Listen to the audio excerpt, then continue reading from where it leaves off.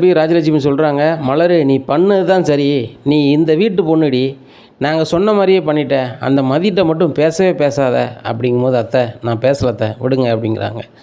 இங்கே மலருக்கு ரொம்பவே கஷ்டமாக இருக்குது. ஏன்னா மதி நம்மகிட்ட நல்லா பேசுவா, சுயமரியாதை இருக்கான்னு கேட்டால் அந்த கோவத்தில் நம்ம பேசாமல் இருக்கோமே, இது சரியா தப்பா அப்படின்னு சொல்லி ரொம்ப யோசிச்சுட்டு அவங்க அம்மாவுக்கு ஃபோன் பண்ணி கேட்குறாங்க. ஏம்மா என் மேலே ரொம்ப பாசமாக இருப்பா அந்த மதி, நானும் அவன் மேலே பாசமாக தான் இருந்தேன்.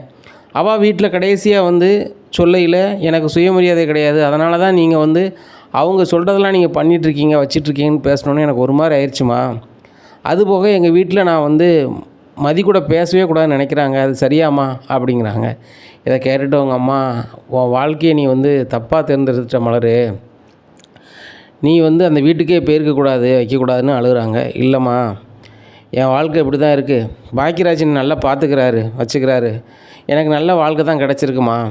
என்ன என் மாமனாரும் மாமியாரும் அவங்க பேச்சை நான் கேட்கணும்னு நினைக்கிறாங்க, ஆனால் ஒரு கட்டத்துக்கு மேலே நானும் மதி மாதிரி ஆனால் தான் இந்த வீட்டில் வாழ முடியுமோ அப்படின்லாம் நினைக்க வேண்டியிருக்குமா. ரொம்ப கடுப்பாக இருக்குது, நான் பேசுகிறேன் பேசலை, நீ பேசக்கூடாது அப்படின்னு சொல்லி என் மாமியார் சொல்கிறாங்க, என் மாமனார் சொல்கிறாங்க, என் வீட்டுக்காருமே அவங்க சொல்கிறத கேளேன் அப்படின்ற மாதிரி நடந்துக்கிறாரு, எனக்கு ரொம்ப கடுப்பாக இருக்குமா அப்படிங்கிறாங்க. எல்லாம் கொஞ்சம் காலத்துக்கு தான், அவங்க காலத்துக்கு அப்புறம் நீங்கள் தானே அங்கே வரவு செலவு பார்க்க போகிறீங்க விடு அப்படிங்கிறாங்க.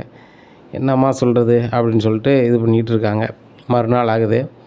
ராகவன் வந்து தங்கப்பராட்சிக்கு ஃபோன் பண்ணுறாங்க. மாப்பிள்ளை நல்லா இருக்கீங்களா, வீட்டில் ரேவதி திரேவதி பிள்ளைகள் நல்லா இருக்கா அப்படிங்கிற. நல்லா இருக்காங்க மாமா, சொல்லுங்கள் காலையில் கால் பண்ணியிருக்கீங்க அப்படிங்கிறாங்க. இல்லை மாப்பிள்ளை நீங்கள் போய் மதி வேலை பார்க்குற அந்த காலேஜில் போய் பேசினேன் வச்சேன்னு சொன்னீங்க, அவங்க என்ன சொன்னாங்க, இன்றைக்கி தான் பெர்மனன்ட் பொண்ணு தாங்க வைக்காங்கன்னு சொல்லி பேச்சு நடக்குது, அதான் மாப்பிள்ளை உங்களுக்கு கேட்குறேன் அப்படிங்க. மாமா கவலைப்படாதாங்க, 100% இல்லை 200% அந்த மதிக்கு வேலை கிடைக்கவே கிடைக்காது.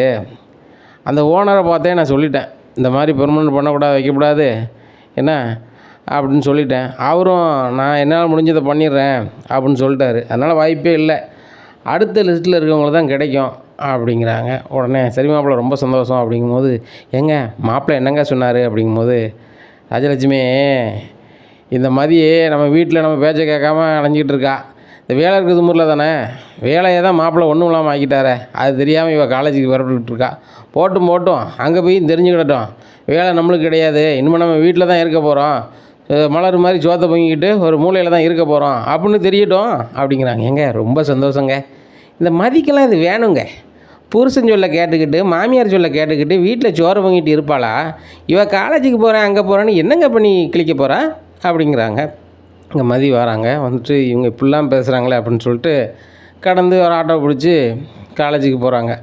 அங்கே எல்லாருமே மதியை ரொம்பவே வாழ்த்துறாங்க. மதி என்ன சொல்கிற, என்ன எல்லோரும் ரொம்ப வாழ்த்துறீங்களே, எனக்கு ரொம்ப சந்தோஷமாக இருக்குது அப்படிங்கும்போது, நாங்கள் ஏன் நல்லாருங்கன்னு சொல்கிறேன்னு தெரியலையா, லிஸ்ட்டில் உங்கள் பேர் முதன்மையாக வந்துடுச்சு அப்படிங்கும்போது அந்த லிஸ்ட்டை போய் பார்க்காங்க. பார்த்துட்டு ரொம்ப சந்தோஷம்.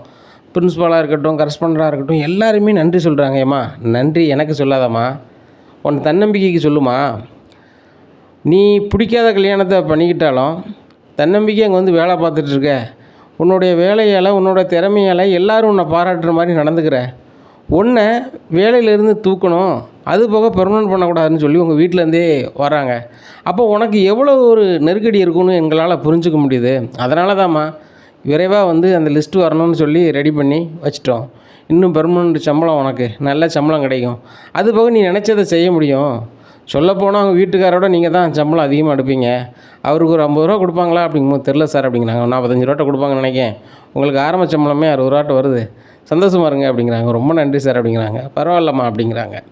உடனே இங்கே வந்து எல்லார்ட்டையும் கூட வேலை பார்க்குறவங்க எல்லார்ட்டையும் பேசணுன்னு அவங்க சொல்கிறாங்க. நான் சொல்ல மதி, உனக்கு வந்து லிஸ்ட்டில் முதல் பேராக உன் பேர் தான் இருக்குது, நீ வந்துடுவேன்னு சொன்னோம்ல, நீ கூட வருமா வராதான்னு தெரியலையே அப்படின்னு சொன்னல அப்படிங்கும்போது ஒரு மாதிரி ஆறாங்க. ஏன் ஒரு மாதிரி ஆறா அப்படிங்கிறாங்க. இல்லை என்னை சுற்றி இருக்கவங்க எல்லாருமே வந்து எனக்கு பெர்மனெண்ட் ஆகணும் வைக்கணும், நான் நல்லா வேலை பார்க்கணும் அப்படின்னு நீங்கள் ஆசைப்பட்றீங்க, ஆனால் நான் வாழ போன வீட்டில் நான் வேலையே பார்க்கக்கூடாதுன்னு சொல்லிட்டு இங்கே வந்துலாம் சொல்லியிருக்காங்களே அப்படிங்கும்போது, மதி நிறைய பேர் அப்படி இருக்காங்க, வீட்டில் வந்து பொம்பளையாள்கள் வீட்டில் தான் இருக்கணும் சமைச்சிக்கிட்டுன்னு நினைக்காங்க, அந்த காலம்லாம் மாறி போச்சு, அது தெரியாமல் அவங்க ஏதோ பேசியிருக்காங்க, உங்ககிட்ட நடக்குமா மதி, நீ எத்தனை பேருக்கு இப்படி இருக்கணும் அப்படி இருக்குன்னு சொல்லுவேன் அப்படிங்கும்போது, அது என்னமோ உண்மை தான், அடுத்தவங்களுக்கு சொல்லும் போது அசால்ட்டாக சொல்லிட்டு போயிருந்தோம், நம்மளுக்குன்னு வரும்போது இது எதிர்கொள்வது கொஞ்சம் சங்கடமாக தான் இருக்குது அப்படிங்கும்போது, மதி எல்லாம் மாறிடும், பாரு கொஞ்ச நாள்லேயே உனக்கு ப்ரமோஷன் வரப்போகுது, அதுக்கப்புறம் நீ பெரிய ஆளாக போகிற, ஏன் இந்த காலேஜே நீ வந்து மேனேஜ்மெண்ட்டில் நீனே பெரிய தலைவராக இருந்து நடத்தக்கூடிய அளவுலாம் வரும் அப்படிங்கும்போது சிரிக்கிறாங்க மதி.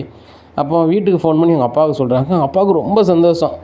மதி எனக்கு ரொம்ப சந்தோஷமாக இருக்குமா, என் மோளுக்கு பிடிக்காத ஒரு கல்யாணத்தை பண்ணி வச்சேன், அதனால் அவன் சந்தோஷமே வச்சோன்னு நினச்சிக்கிட்டே இருந்தேன்.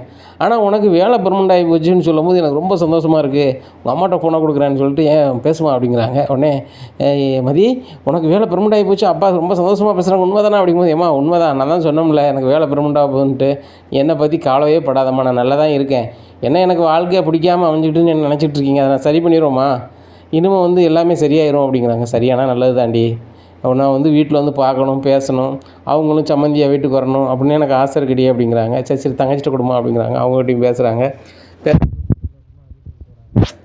போனோடனே மலர்கிட்ட போய் அக்கா அப்படிங்கிறாங்க.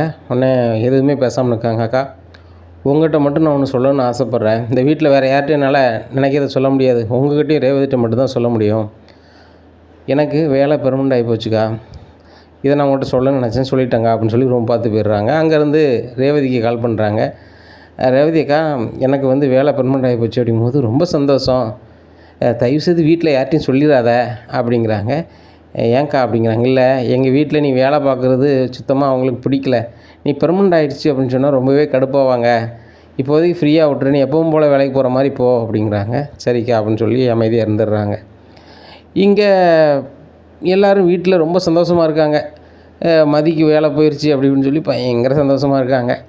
அப்போ மதியுமே 2 நாள் காலேஜுக்கு போகாமல் இருக்காங்க. ஐயோ வேலை ஊற்றிக்கிச்சு போல், அவ்வளோதான் முடிஞ்சு போச்சு, இன்னும் வீட்டில் தான் இருப்பான்னு சொல்லி ராகவன் ராஜலட்சுமி ரொம்ப சந்தோஷத்தில் தங்கராஜ் ஃபோன் பண்ணி, மாப்பிள்ளை நீங்கள் பண்ணது வேலை செஞ்சுட்டு போல், மதியே வேலைக்கே வேண்டான்ட்டாங்க போல், 2 நாள் வீட்டில் தான் இருக்கா அப்படின்ட்டு.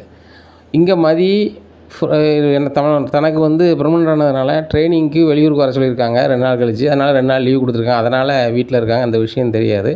நைட்டுக்கானு சுரேஷ்கிட்ட பேசுகிறாங்க. நான் வந்து வெளியூருக்கு ட்ரைனிங் போகிறேன் அப்படிங்கிறாங்க. இந்த வேலை போனால் வேறு எங்கேயும் வேலை தேடலான்னு பார்க்குறியா அப்படிங்கிறாங்க. எனக்கு எங்கே வேலை போயிருக்கு, ஏன்னா பெர்மனெண்ட் தானே பண்ணியிருக்காங்க, ட்ரைனிங் தான் வெளியூருக்கு அனுப்ப போகிறாங்க, 2 நாள் அதான் லீவ் விட்டாங்க அப்படிங்கிறாங்க.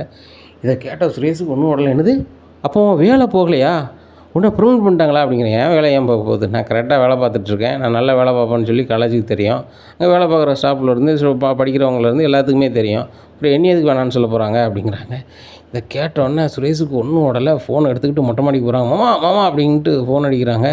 என்னடா இவ்வளோ நேரத்துக்கு ஃபோன் பண்ணி கத்திக்கிட்டு இருக்க அப்படிங்கிறாங்க. மாமா நம்ம நினச்சதெல்லாம் நடக்காமல் போச்சு மாமா அப்படிங்கிறாங்க. என்னடா நினச்சோம், என்னது நடக்கலை அப்படிங்கிறாங்க. மதிக்கு வந்து வேலை இல்லை, வேலையை விட்டு நிப்பாட்டு தாங்க நினச்சோம் அப்படிங்கிறான். ஆமாடா அதான் நிப்பாட்டிட்டாங்களே, நான் சொன்னால் கேட்க மாட்டாங்களா அப்படிங்கிறாங்க. மாமா அவளை பெர்மனெண்ட் பண்ணிட்டாங்களா, அவள் ட்ரைனிங்க்கு வெளியூர் போகிறாங்க, இப்போ என்ன மாமா செய்கிறது அப்படிங்கிறாங்க.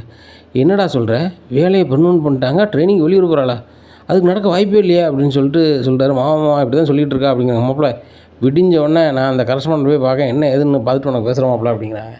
காலையிலே விடிஞ்சோன்னா கரஸ்பாண்டன்ட் வீட்டில் இருக்காங்க. என்னங்க நீங்கள் காலையில் வந்திருக்கீங்க அப்படிங்கிறாங்க. சார் உங்கள்கிட்ட என்ன சொன்னேன், அந்த மதியை வந்து வேலைக்கு பெர்மனெண்ட் பண்ண வேண்டாம்னு சொன்னோம்ல அப்படிங்கும்போது, அண்ணாச்சி நீங்கள் சொல்லி கேட்குற அளவுக்கு நான் ஆள் இல்லை, எங்ககிட்ட நல்லாவே வேலை பார்க்குறாங்க அந்த மதி, அவங்கள எப்படி நாங்கள் வந்து பெர்மனெண்ட் பண்ணாமல் இருக்க முடியும், அது நான் மட்டும் எடுக்கக்கூடிய முடிவு கிடையாது, எங்கள் இல்லை வேலை பார்க்குறவங்க எல்லோரும் சொன்னதுனால எடுக்கப்பட்ட முடிவு, அதனால் எதை நான் சொல்லதாக இருந்தாலும் நீங்கள் மதியிட்ட சொல்லிக்கோங்க, மதி உங்கள் பேச்சு கேட்க மாட்டாங்களே, அதே மாதிரி நாங்களும் உங்கள் பேச்சு கேட்க மாட்டோம், கிளம்பலாம் அப்படிங்கிறாங்க.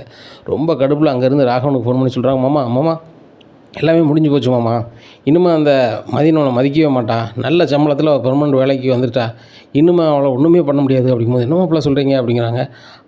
ஆமாம்மா இன்னும் ஒன்றுமே பண்ண முடியாது, நம்ம சுரேஷோடு எப்படின்னாலும் 10,000 15,000 சம்பளம் கூட தான் அடுப்பா போல், இனிமேல் ஓவராக ஆடுவா அப்படிங்கிறாங்க. இதை கேட்டோன்னா ராகவன் ரொம்ப ஒரு மாதிரி இருக்காங்க. ராஜலட்சுமி என்னங்க ஆச்சு அப்படிங்கும்போது நடந்தது சொல்கிறாங்க.